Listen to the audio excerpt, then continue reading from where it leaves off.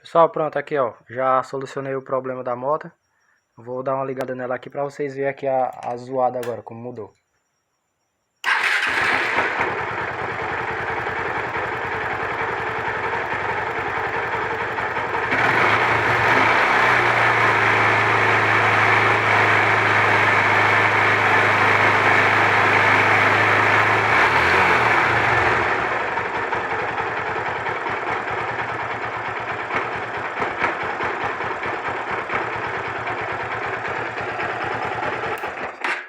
Tá vendo, pessoal? Ó, o problema era só essa peçazinha aqui, ó.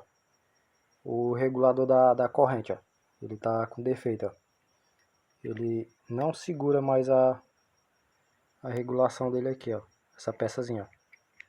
Ele vai e volta. Ele não tá segurando mais, ele tá com defeito, ó. Eu só substituí ela, ó. Ali a nova, ó, coloquei. E pronto, mas só que o ideal aqui é trocar essa corrente de comando também, porque aqui eu já vi umas motos que os caras colocam uma porcazinha soldada aqui, mas isso daqui não é certo colocar, porque aí depois a pessoa vai perder essa peça sempre.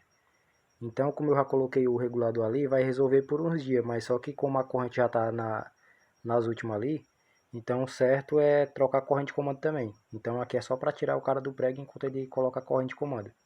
E eu vou entregar a moto do rapaz agora. Valeu aí.